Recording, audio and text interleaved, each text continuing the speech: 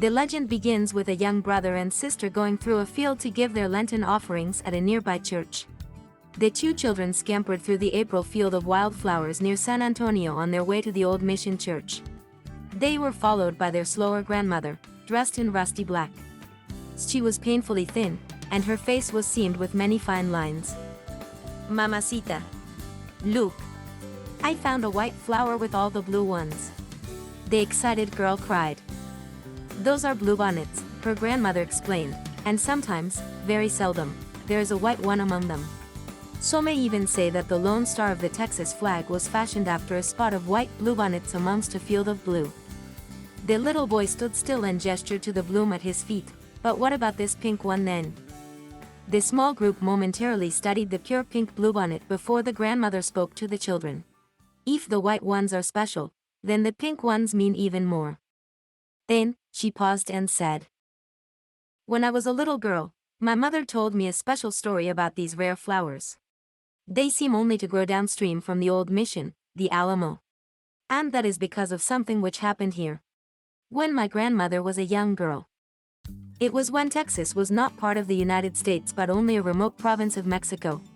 The Americanos and other foreigners had only been settled here briefly, but trade was busy, and we all had hopes of a golden future for our country. Our family owned a fine house and farm near the old cathedral.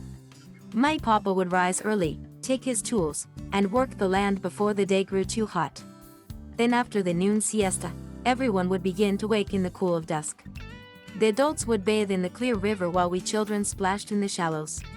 Eventually, everyone would dance, eat, and visit until late evening.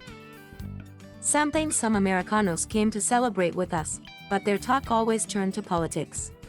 The men were angered because a terrible Mexican dictator had overthrown the Constitution. The men all went about with frowns, and the women began to be afraid. Then came that bitter spring when we learned that the dictator was coming to our city with many troops.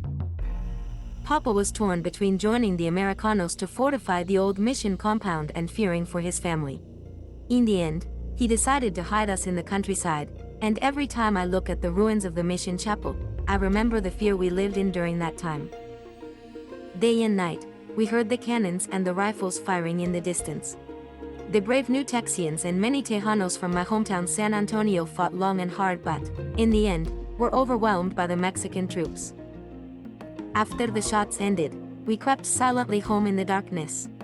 Mama and Papa were thankful that our lives had been spared, but it broke their hearts to learn of the many who had lost their lives in that terrible battle. Mama often cried when she passed the homes where friends had fallen.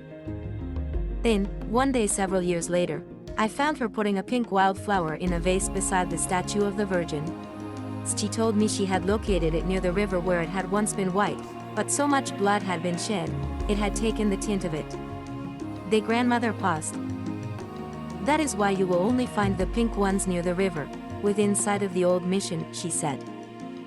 "So remember, the next time you see a pink bluebonnet, it's not only a pretty flower but a symbol for the struggle to survive.